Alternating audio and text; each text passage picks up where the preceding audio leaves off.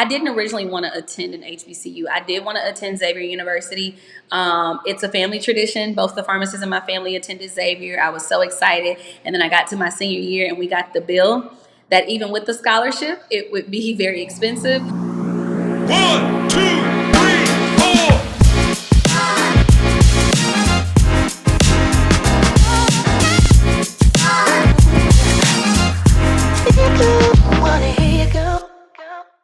Hey everyone, welcome to another episode of the Dapper podcast, where we answer your finance questions, but with its style. My name's Anirban, and my co-host is... Hi everyone, I'm George Anakwe. So we're here to talk about the HBCU experience. So HBCU stands for a historically black college and university. So this is a near and personal episode for myself. Having left the sunny shores of Manchester and moved to Houston for my MBA, I graduated from Texas Southern University, MBA class of 2018. And I'll say it was quite an experience. And whenever I still go in rooms and people talk about their HBCU experience, I notice like not a lot of people sort of know what that is about. And this is hopefully, we're here to kind of present a very insightful and thought-provoking conversation around this. So please stay tuned and listen. And today we have the pleasure to introduce Dr. Traumani Brock.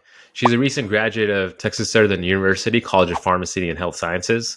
She completed her 2-year residency at Medical University, South Carolina, where she served as the first African-American PGY2 chief resident. She's currently an inpatient pharmacy supervisor at UTMB at Clear Lake. And fun fact that she was in the Russian Nutcracker as a dancer. And on her free time, she enjoys the performing arts. So welcome. Thank you. Glad to be here. To get us started, we're going to start with a fun icebreaker. So what's that one guilty pleasure item that you like to buy and not even bother looking at the price tag?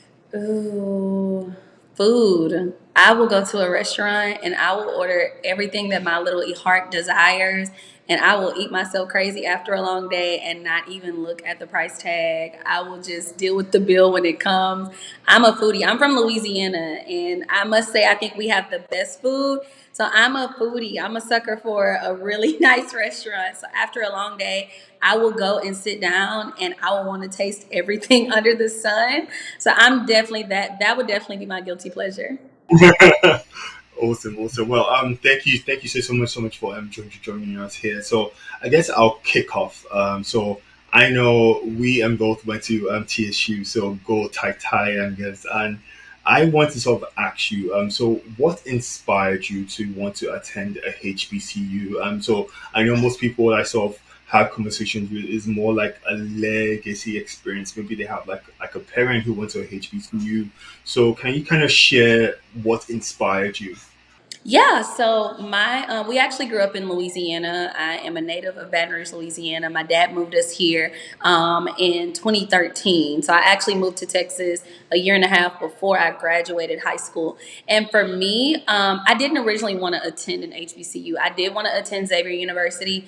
It's a family tradition. Both the pharmacists in my family attended Xavier. I was so excited. And then I got to my senior year and we got the bill that even with the scholarship, it would be very expensive. So we began touring different universities in Texas because I had dual residency at that point. So I could have went to school in Louisiana, or I could have went to school in Texas. And either way, I would have been able to pay in-state tuition. So we started touring schools and we toured several. And it was okay. But I think when I got on the campus of Texas Southern University, it felt like a family. It was so natural. You know, they were so open. They allowed my mom to ask all of the invasive, crazy questions that only my mother would ask. I believe she asked about boys being allowed in the girls' dorm room. She asked about the sexually transmitted disease rate. I mean, she asked so many invasive questions that they were able to laugh off and really just embrace the fact that she was a mom and her oldest was leaving. I think as it got closer to time to me moving to Houston, I started to really dig deep into the importance of HBCUs. My grandmother actually was the first African-American woman to integrate Southeastern Louisiana University. My grandfather was the first African-American male to join the basketball team in his high school. So we have a really big legacy of groundbreaking people in my family. So I wanted to learn more about myself, about my legacy, about the contribution and the education of African Americans. And Texas Southern was just, they were such a light. They gave me, a really big scholarship. They gave me an opportunity And so that's really what drew me into the HBCU experience. I agree. I agree. I think it is, and I think the same thing for myself because I have three uncles who actually went to HBCU. So why I even decided to come to HBCU for an MBA, my uncle actually ran one of the most successful businesses in 99 Nigeria. So having that exposure, like hey, you went to a HBCU and you got all this financial knowledge impacted into you. I thought, okay, yeah. So I decided to come, and so you sort of speaking to the fact that it was also inspirational for you to come to a HBCU does make sense. So thank you, I appreciate that. First of all, that's amazing that what your legacy has gone through, and like that you're continuing that. One of the kind of curiosities that you also brought up the topic scholarships. So because you've had this legacy, were you kind of inbred into, hey, this is how it's done and I should apply for scholarships? Or did they reach out to you for these scholarships? How did that process look like? So, my mother's an educator. She's been an educator our entire lives. And in my family, college is a destination. It's not really an option. So, it's something that everybody has to do. So, at the summer of my junior year, we started applying for scholarships. And we quickly realized that a lot of them were need based. And your need as a high school student is dependent on your parents' income. So, although my parents, they were comfortable, ideally, in the eyes of the government or in the eyes of a lot of like the financial contribution calculators, my parents should have been able to give me $40,000 to $50,000 a year to go to college. But realistically, they had moved back and forth from Louisiana a couple of times, and I have two younger siblings. So we actually started applying for scholarships very early. I spent hours applying for the Bill Gates scholarship, which, as you know, they will cover your tuition throughout your doctoral degree experience. And I didn't get any. So when it came time to applying for Texas Southern, they were able to offer me scholarships, but it still didn't really hit the nail on the head. Like there was still a financial need there. And my father really believed that I had the intellect and the aptitude to go out there and get funding. So I remember sending a very long email to Miss Linda Coach Riley. She was at the time, I think she was over the scholarship department at the Texas Southern University Thomas F. Freeman Honors College. And I sent her a long email about, the importance of me attending college, and I'm just, X amount of dollars away from being able to attend, and I have no way to make up the money. But if you find a way for me to get the funding, I will spend every day at Texas Southern making you understand why you made the right choice. And TSU gave me the funding, and I went there. And in my first year, I met with the dean of students and the president, and I ended up getting the presidential scholarship my next year. And every year after that, I found a way to, join an organization or be able to be an advocate for my university and find other ways to get scholarships and finances. Because I went to pharmacy school, I still graduated with a considerable amount of debt, but there wasn't a single year at Texas Southern University where I wasn't able to get a scholarship, a grant, or some sort of funding from my university. And I think it really speaks to the amount of assistance and the amount of support you get at an HBCU. I wasn't just a number in a classroom. My professors knew me. They wanted to see me succeed. They told me about other opportunities to study abroad or to go and get internships that would in turn lead to me being able to finance my college career.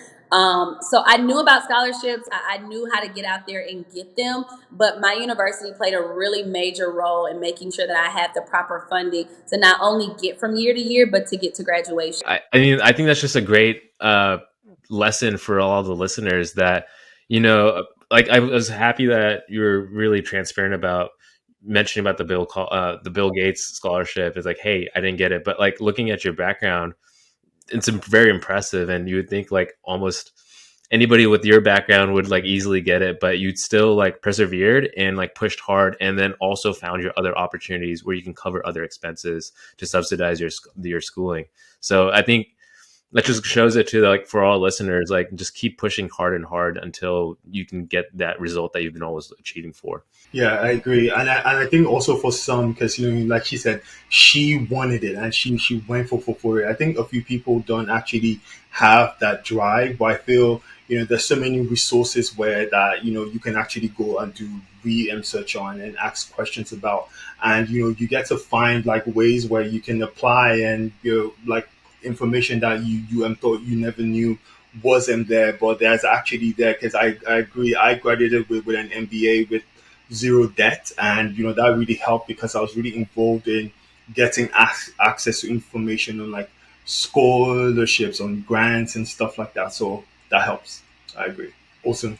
So I guess we kind of go to the next part. I know Anirban went through like this long introduction on your bio. You've got an impressive resume so far. But what people don't know is that you was actually a former Miss TSU, and it's just like you're someone who I've known who you are comfortable having so many hats on, and you do a good job balancing the whole thing. And so with that, I knew because we worked to get together on this. You were actually an ambassador for the Student Academic Support Services, and we know HBCUs kind of be they are a platform where a lot of students with low income backgrounds and sometimes first time college attendees, they come and they want to have a shot at like succeeding in life. And can you share a little bit on the impact of that program?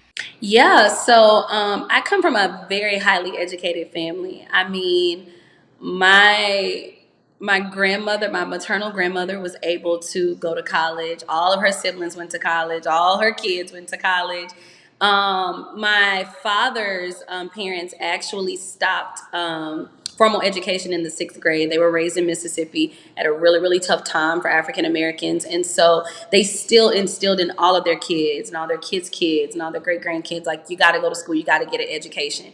Even if not for you, for the fact that the people before you were not afforded the opportunity, right? So for me, I forever felt indebted to Texas Southern, and I felt like there was going to be someone that came behind me that needed to know it's possible. They needed to know that it was able to get done, that you really have to push forward. And I always tell people, like, see where you want to be in the future and work backwards.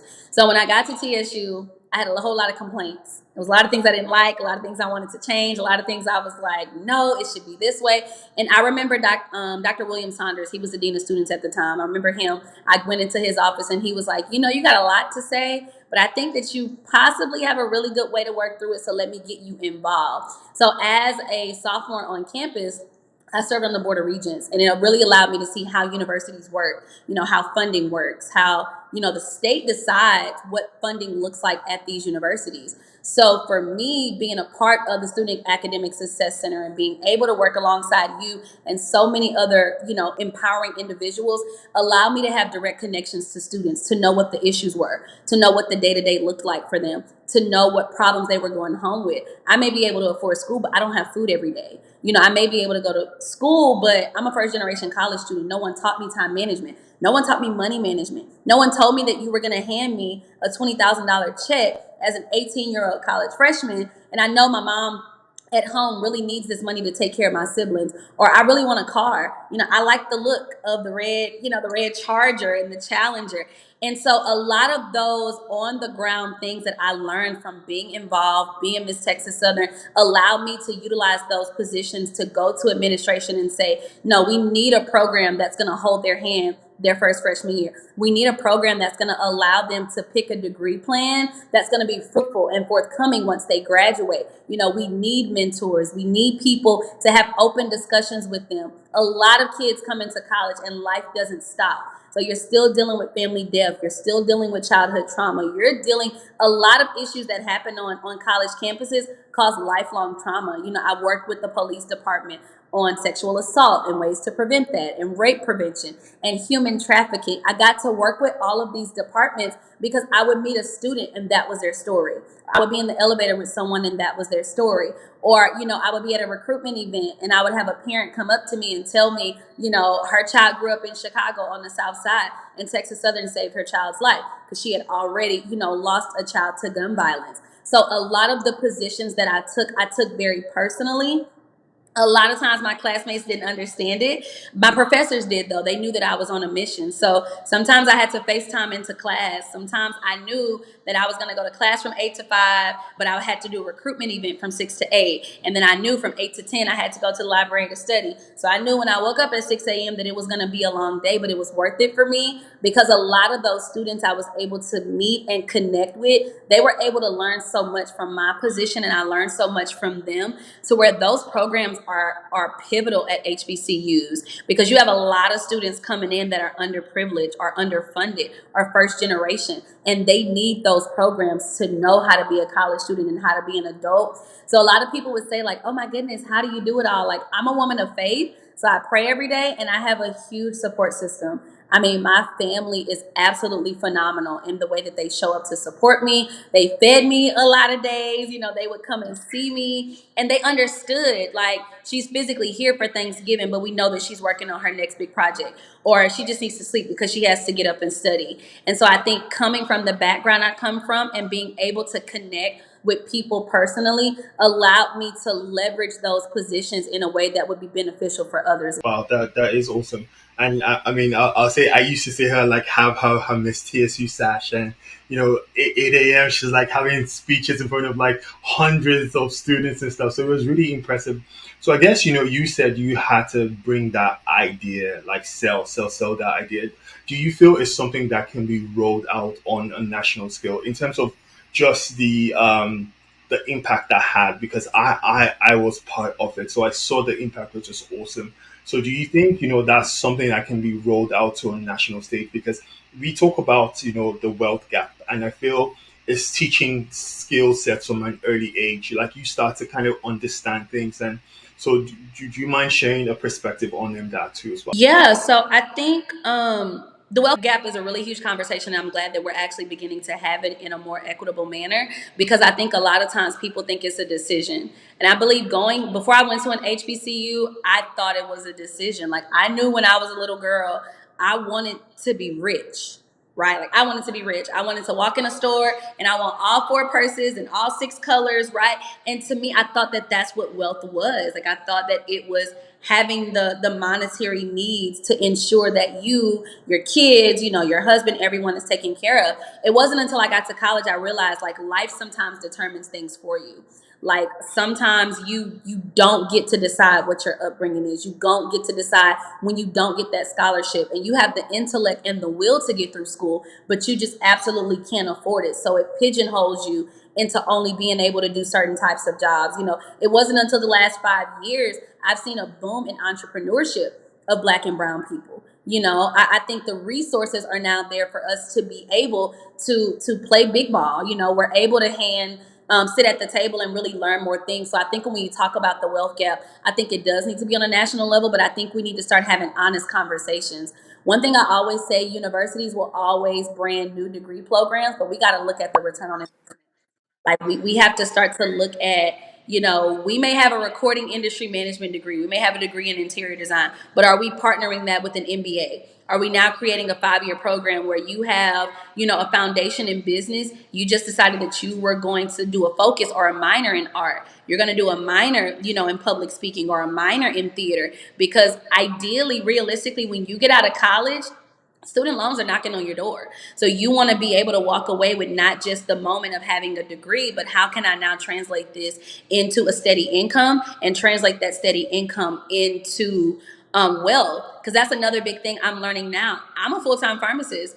And even for me, sometimes I look and I'm like, why am I paying back all this stuff? It's because as a college student, I made some very unwise financial decisions and choices because it was survival, right? We came into college and you always thrived on survival. And I think, the African American community, it's survival. Like, I'm going to go and take this payday loan because I have to make sure that my kids and my family eat. Or I'm going to go and take this big lump sum. Or here's come Christmas time, I'm going to put all these gifts on layaway and I may spend the next 6 months paying it off, but at least my kids are going to smile. I don't think that as a community we discuss delayed gratification. I don't think we discuss, paying down bad debt. We don't really discuss credit, right? So even now I'm like trying to hurry up and pay off all this stuff that I didn't really think about in college. And my parents were really big on don't get a credit card, don't get a credit card.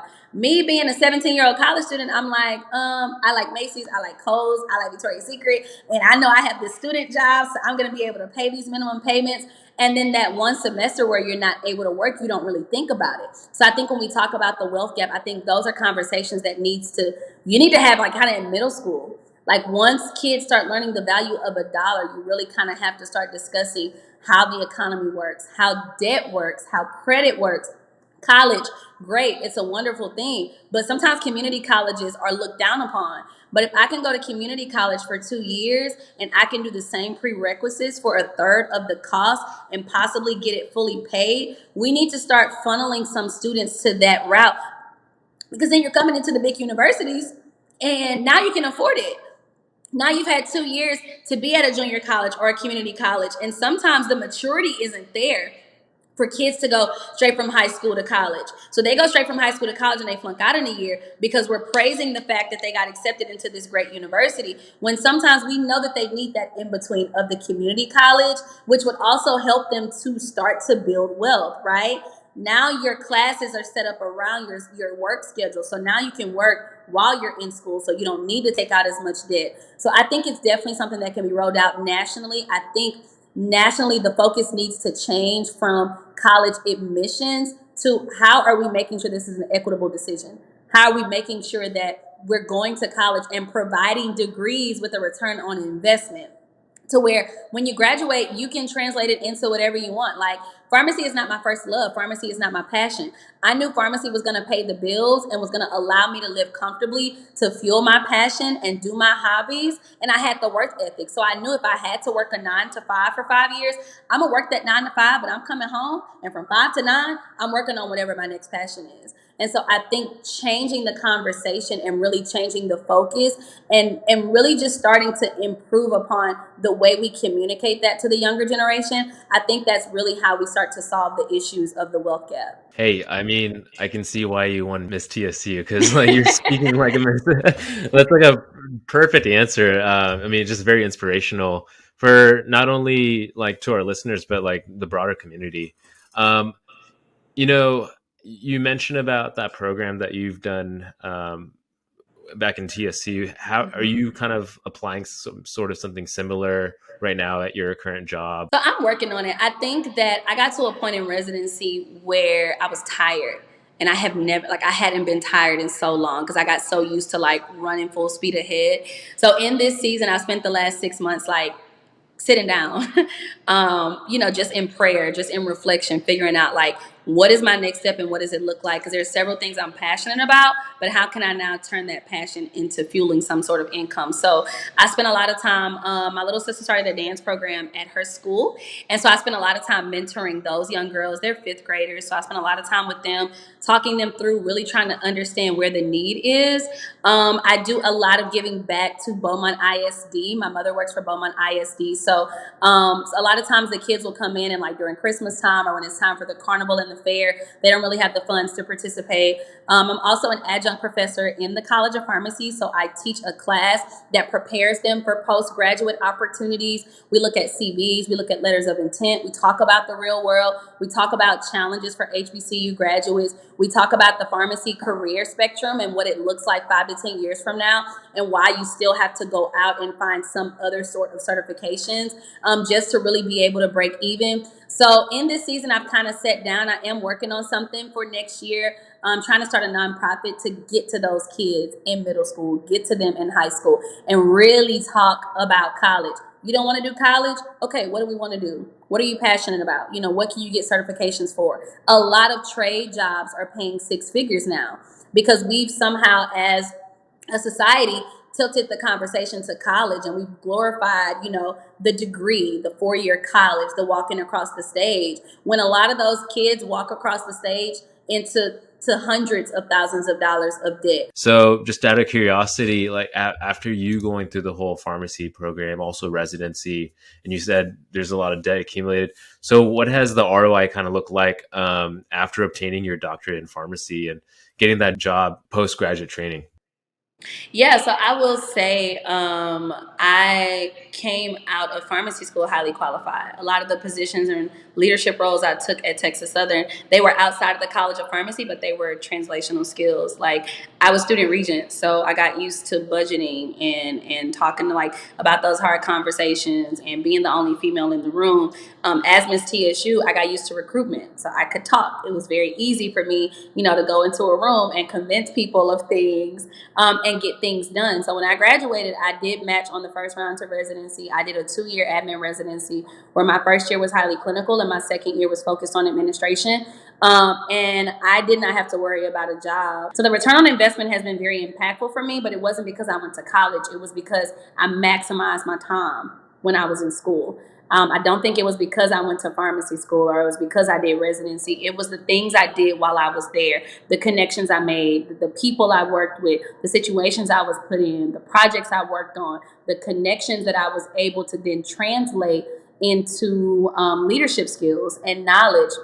So I think the return on investment has been great, but I don't want the viewers to think because I went to pharmacy school and then because I went to residency, you got a job. Because that's not true. I know several people that go to pharmacy school, they go to residency, and they don't. You got to maximize out of that. You have to join the organizations. You got to go to the national meetings. You got to spend the long hours connecting, understanding. Sometimes I had to spend time just with nursing. Spend time with the physicians. It was outside of pharmacy. It wasn't a part of my residency year. It wasn't a part of expectations, but it allowed me to understand how they thought, right? What was important to them. As a pharmacy manager, these are the situations I need to leverage. I would actually go during residency to see the light at the end of the tunnel. I would go on LinkedIn and I would Google qualifications. I would look at what do they want their pharmacy manager to look like? What do they want to make sure the experiences that I get? And I would bring it back to my RPD. Hey, I need you to throw me into a situation like this. I need you to put me on a project that looks like this, because a year from now when I'm looking at jobs, they're going to want to see that I know how to move my way around. Like, I want you to give me autonomy to make some mistakes and missteps. Let's discuss it and then put me in a different situation again to figure it out. So I think the ROI is what you make it, right? It's what you put into it, and you can't put in the bare minimum. Texas has 13 pharmacy schools, meaning that for every job you're applying to, it's likely 50 to 100 other people applying to that same job, meaning there's about 3,000 graduates coming out every year. So it's not always a money game, because you may want 60 an hour, but I got somebody over here that's going to take 55. I'm going to go with the 55. It's not always that. Sometimes it's leveraging what you know. It's getting in that interview and letting them see the skill set and the experience that I have are going to be an asset to your company, and this is why you want me. So you may have to pay me my 60, but you know what you're going to be getting, from it. So I think the ROI has been what I've made it. I'm still not satisfied, so I'm still trying to figure out what my next step is going to be. But I think in this day and age, it's who you know. Like, it's the experiences that you have. Like, I want a soldier that's had a couple of bullet wounds, right? Somebody that's been through a couple of tours. I don't want just the fresh, pristine. And I say that because a lot of people think a 4.0 GPA walks you into those opportunities. And that's not true. You want to have those people skills. You got to have those soft skills now, because pharmacy is changing. It looks very different. It's highly clinical now, so we're rounding with the team. We're talking to patients about getting their medications with us instead of going out to their local CVS or Walgreens. So it's important to be able to leverage those skills while you're building your career, while you're in school. I'm so glad you mentioned that. Quick thing. Like, I'm so glad you mentioned about the networking aspect is so important, because I've seen so many people, they're really bright, but then they get themselves in a position where it's, maybe it's like very prestigious, but then they just kind of, sit quietly, and then they think that everything's going to come to them because maybe in their past they've always been spoon fed. But it's not about that. It's the person who's hustling hard and who's meeting and greeting with a lot of people, because first of all, it's of course the opportunities, but also I think if you approach networking as hey, you're going to learn something new because this person has a different background. Everybody has their own unique story. And then that will really lead you to not only the curiosity, actually like genuine connection, but then eventually the opportunity of whatever it can come from that, that person. And it doesn't necessarily have to become like something beneficial for you, but it's a good connection to have. Right.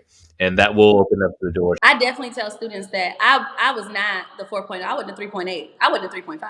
Like, I think, and it bothered me for like the first year and a half, 2 years, because I felt that my classmates just truly didn't understand the mission and the purpose that I was on. So I was always getting side eyes like, oh, she about to walk out again. Because I would literally have to go to class with a white coat and put my crown next to me in class. And communicate with the professors ahead of time, like, When this class ends at 8:50, I got to be out of here because I got to be at the other side of the Tiger Walk at HPNE at 9 a.m. to give a speech for Tiger. And they were really understanding, but my classmates weren't. Like, it kind of confused them how we're here at the school, 18 hours a day. Traumani's never here and she's still passing. So it made people think, oh, she's being dishonest. She's cheating. Like, they're passing her. My professors were not passing me. It was just, I knew I was going to have a 12-hour day. I knew that meant that I was going to have to stay up 8 hours. So there were so many nights where I would wake up at 6 a.m. and I would be up till 4 a.m. and do it again. Just because, like, my education was so important to me, but my passion was too. Like, I would break my foot to make sure that I was everywhere I needed to be, that I didn't leave until the session was over, the program was over, every student got their question answered, knowing that, oh my goodness, I'm gonna have to be up all night. And I had a really good set of study friends. My two friends, Good Luck and Chris, carried me through pharmacy school because they would know that Traumani wasn't gonna get to the library until 9:30, but we're gonna stay here and make sure that she understands. And they were in it with me. Like, they knew that I had sessions, they knew that I had events, they knew that there were so many things I was trying to accomplish, that was their way of supporting me. Like, they would be done with studying and would wait till I got there to make sure I understood the work, to tutor me through it if I didn't, or to just let me vent and cry. Because, like, a lot of times, like, the pressure really got to be a lot. And so I think, having those little people in the corners that were just, like, cheering me on and working with me behind the scenes gave me the confirmation of, I'm doing the right thing. It doesn't look right to other people that don't understand it, but the work is getting done. And I still graduated.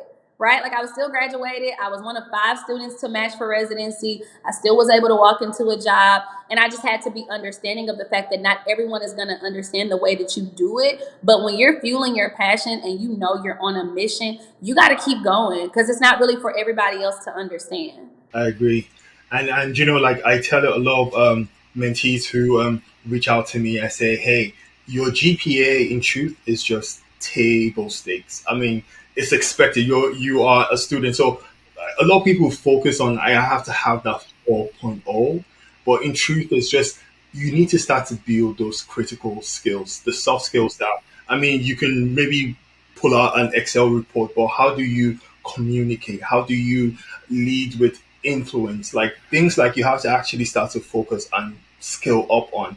So yes, I appreciate you sharing that because a lot of people still have that misconception that you have to just focus on school, but you have to also critically build yourself up in so many ways as well. So I appreciate that.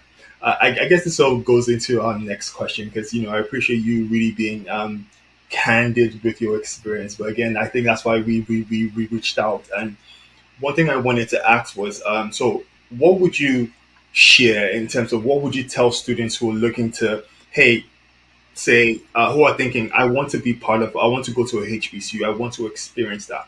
Or students who are thinking, I want to transfer to a HBCU just to go experience that. So from what you went through, I mean, you spoke about from beginning till end. Can you share some sort of advice on what they should do? Go do it. Dig into why. I think I did not want to attend an HBCU. I went to school in a pretty rough part of Baton Rouge, and I was afraid initially to attend an HBCU. I was very concerned and worried, and I got there, and it was the best experience of my life. I mean, I learned more about myself, my heritage, my people, the importance of my people, my confidence. I learned more in that first year at an HBCU than I had learned in 13 years of traditional schooling. And I think that speaks a lot to our society, that speaks a lot to our education system. And so I think if you're looking for an opportunity to feel important, to feel valued, to build genuine connections, to meet lifelong friends, to be supported from the moment you walk in the door, accountability, life lessons, if you're looking for an inclusive experience of what college should be like for every individual in this country, go to an HBCU. I mean, it literally just submerges you in history. You get to walk on the same path that some of the most influential people in our culture or our fight for civil rights have walked. Like, I studied so much about Barbara Jordan and Mickey Leland, and I learned so much. I'm a proud member of Delta Sigma Theta Sorority Incorporated, and just knowing that I came through the same chapter she came through, like being able to go to the museum and hear her story, being able to really dive into the fact that a lot of our civil rights leaders and a lot of the people that really led the charge of African American history were the same age I was in college, also gave me that other spark to be like, age is really never a limitation to what you can accomplish. I think though, you got to balance it. One thing that people always misconstrue is that HBCUs are party schools, and let me debunk that. I have went to several SEC schools. I went to several PWIs, and let me tell you, they party. They just have more money to party. An HBCU experience is going to be what you make it. Yes, it is very possible for you to have somebody that does hair, somebody that sews clothes, somebody that make beats on the same, block as you when you're staying in your dorm. But those are going to be the same people waking up at 8 a.m. and going to class and paying out of pocket and working full time. Those are going to be the same people that you sharing your last bag of noodles with at 3 o'clock in the morning, and it was great for me to be able to experience that. It was wonderful to, party with these people, but also be in deep conversations at 4 o'clock in the morning with future lawyers and doctors and medical professionals and entrepreneurs and artists and writers. Like those random days at Texas Southern were the most impactful for me, because it would be those conversations in front of the Tiger Walk of something that was bothering us. It would be us having to come together to go down to the state to beg for funding to keep our university open. It would be, okay, another Black man got killed. What are we going to do about it? How are we going to talk about it? What does that look like on our campus? How does that trigger the student body, right? Like having conversations with administration of the emotional burden of being a Black or brown person in this country, and going to my university and enjoying the fact that I now feel a part of something, but not getting too comfortable, because I know in 4 years this comes to an end, and I now have to be faced with the tools and resources to go outside. And that's one thing I can definitely say.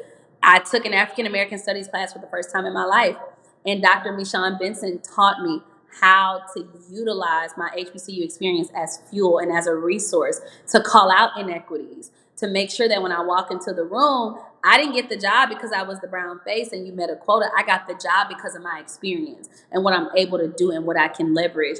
And so I think the HBCU experience is like none other. I appreciate the fact that in the last 2 to 4 years, we're getting more funding. People are now like calling out how enjoyable it is, but we're not new to this, right? Like HBCUs have been around for a very long time. And if we don't continue to have the same support, equity in funding, they'll be a thing of the past. And I think that's really what fueled my experience as a student, knowing that I could very possibly be living in the last days of a legacy. Like I could possibly be, experiencing something that my kids may never get to. And it was also being a part of that history. Like it's nothing like the HBCU experience, homecoming and hump days and, convocations, and being able to all get together and celebrate the fact that, yeah, outside of these four walls, people may see us as a threat. But in here today, in this moment, I'm going to enjoy what it feels like to just be valued as another, law-abiding citizen, as somebody a part of such a beautiful community. So if anybody, Black, brown, white, indifferent, is thinking about the HBCU experience, go. I mean, I met so many other cultures. I learned about so many other cultures at my HBCU that I would never have known. Like I would have never understood, what it was like. I met a lot of students from the Middle East. I met a lot of white students that had so many questions. And the HBCU gave us a comfortable and safe environment to have a discussion about race, to talk about how some things are innate. Sometimes they walk into privilege and don't know it, right? And my HBCU gave me the platform to have those conversations in a non-emotional manner that allowed them to equally be able to express how they were feeling. That presidential election was a big one. And I don't even got to say which one it is, because y'all know which one it is. And we got together with the University of Houston and we had an open discussion about what made us afraid, about what made them afraid, about how race really fueled and shaped what the country looked like for those 4 years. And I don't think, had I not attended an HBCU, I don't think I would have ever understood it, because we lived in the suburbs. So a lot of the racial injustices that were going on we didn't experience as children. My parents did, but we really didn't know. So it wasn't until I got to an HBCU that I was like, oh, racism is still a thing. Oh, okay. And I had to lean into the way that it was done. I had to lean into the fact that all the surrounding universities get billions of dollars in funding. And my university, for the first time in since the inception of my university, we got $90 million, and they called it historic. But right across the street, they got $3 billion. Right. So I had to look into what underlying tones were there and what was the purpose of my institution, and the fact that nobody thought HBCUs would thrive and live this long.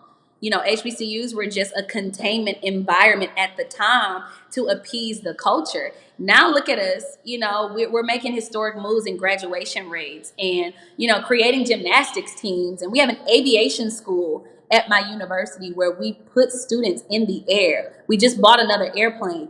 We have a college of pharmacy. We have a college of law. We have a law school. We have a business school. We have a world-renowned education program. And I don't think that wasn't the outlook for HBCUs when they were first, conceived or thought of. So I think when I talk about the HBCU experience, I'm so passionate about it because it framed who I am as a woman, that anybody that's even considering go. Even if you don't know if you really want to go and experience it. And then you can kind of think through it while you're there. But I think for anybody, any race, creed, culture, religion, an HBCU will really make you in tune with who you really are, like on an atomic level, but also make you see the value in the world around you. I wanted to ask you this question. So you learned a lot, right? Not just within like the Black history and culture, but also outside of that. And George and I, we've actually talked about this, where maybe a common misconception of people have with HBCUs is that a graduate coming out of it, maybe they would have to, the concept of code switch. I don't know if you're familiar, where they might have to adjust their the way they were in their environment, and then having to come out to the corporate America, right? So did you have to go through that, or would you say that it was more of natural? Or yeah, I mean, I'm curious out of that. So again, my mother, the original Dr. Brock, my mom raised us on code switching. She made sure we understood, because Louisiana people tend to have an accent. She was a grammar teacher, right? Like, she had her degree in English. So she was very big on how we talk at the house and how you get out of this house and act, and how you get out of this house and pronounce things is completely different. I think as far as being in an HBCU, I naturally pronounced my letters and words, and people were very confused on you grew up in Louisiana, but it was outside of my door, regardless of attending an HBCU. I knew how to carry conversations, and I think being in an HBCU, a lot of times, being on the board of regents or doing recruitment, a lot of times I found myself being the only brown face in the room, and so it did make me feel like, let me make sure I sit up extra straight and make sure that I don't make the other person uncomfortable. When the pandemic hit and the situation with George Floyd, I told myself I was no longer doing that, because I think that for me, the way I pronounce my words doesn't change my intellect. It doesn't change my experience. It doesn't change my education. The way that I talk may make you uncomfortable, but that's a problem for you, not a problem for me. And so in my 2 years of residency, I did experience racism. It was very up close and personal. I always tell people, that was the worst 2 years of my life. And what I dealt with at that institution, I really tried to fit in. I really tried to suppress who I was and make sure that every word was pronounced, and don't make crude jokes, and don't call things out. It's okay. And it drove me to depression.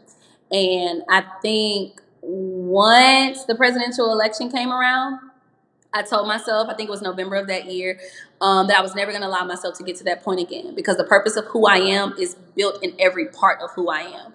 And so it really wasn't until I graduated that I decided to stop code switching.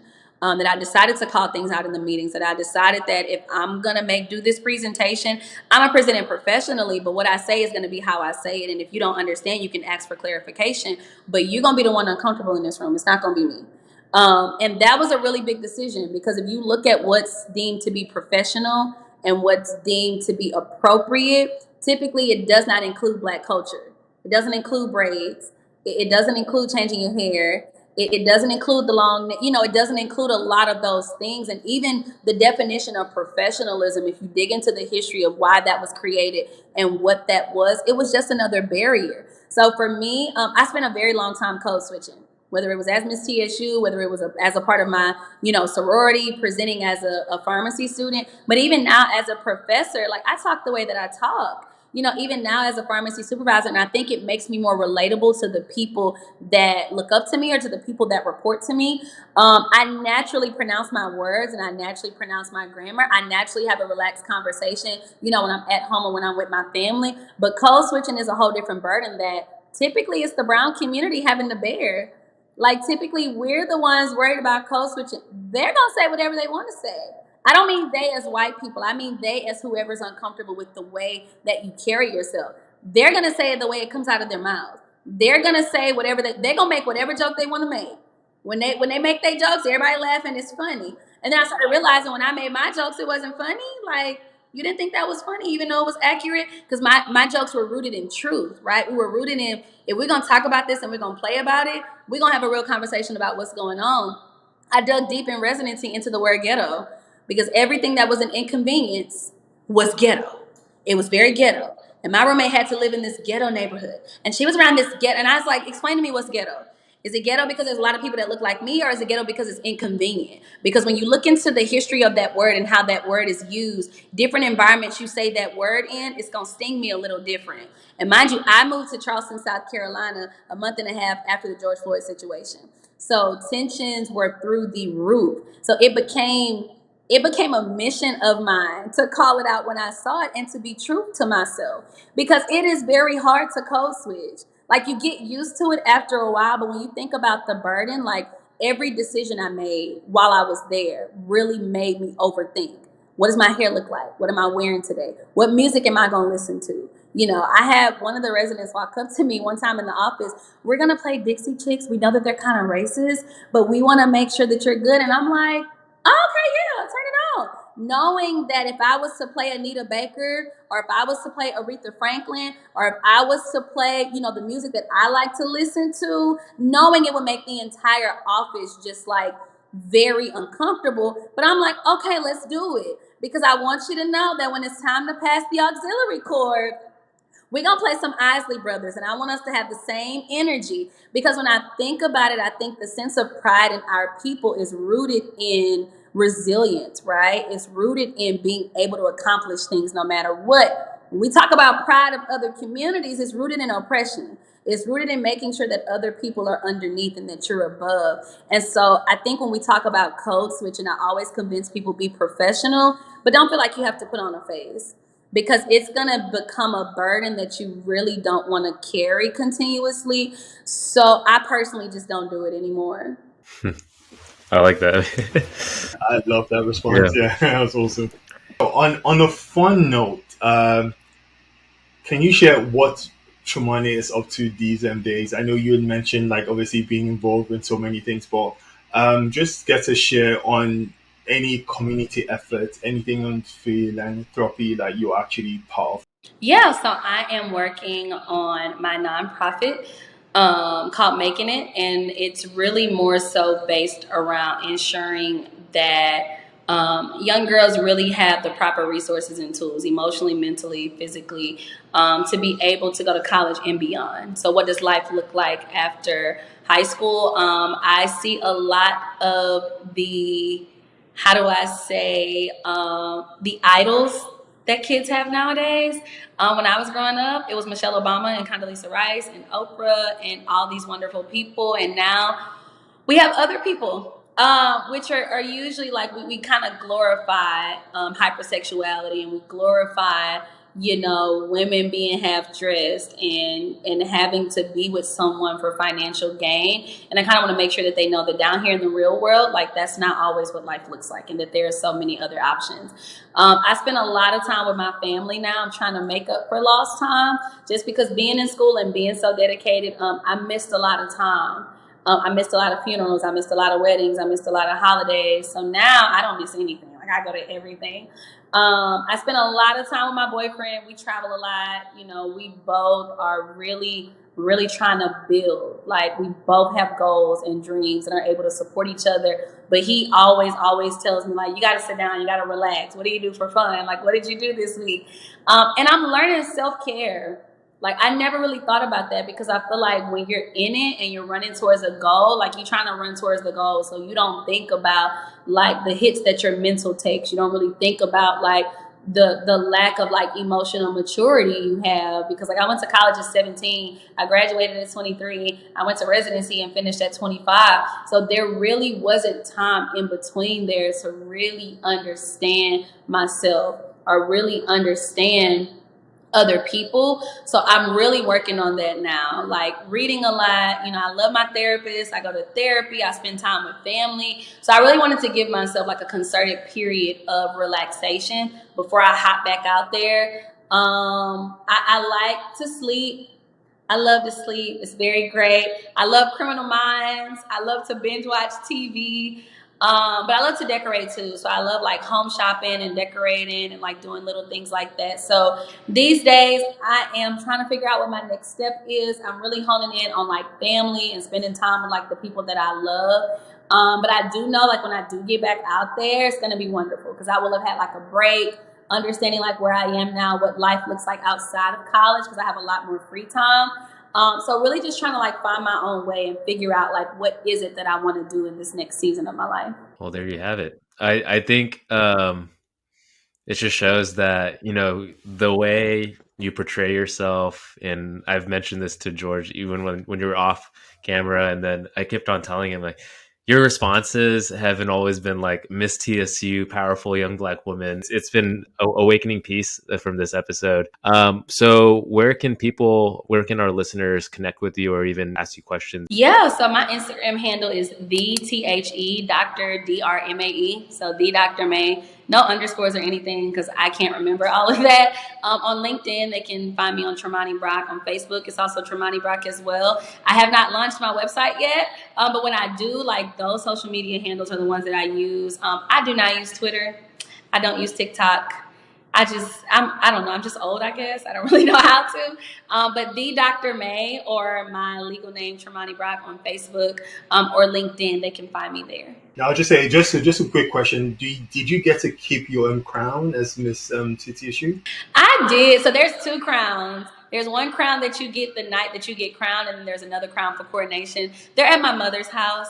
She's a bit of a scrapbooker, so she has like she has this huge shadow box with like my coronation dress, my crown, all of my like certificates because I won all the categories. She has both the crowns at the house, and she loves to show people everything her baby has done. So yeah, we did keep them though. We have both of them. In truth, I think she has every right to be proud. I mean, I witnessed it. I think did a lot, so that I'm really proud too as well. So. And again, just thank you for just being willing to come here and again, just sharing your perspective. I think people will take away so much from this conversation. So big thanks. Thank you guys for having me. If you guys love what you hear, leave a like and subscribe to our channel. So that's it for us. Tune in next time.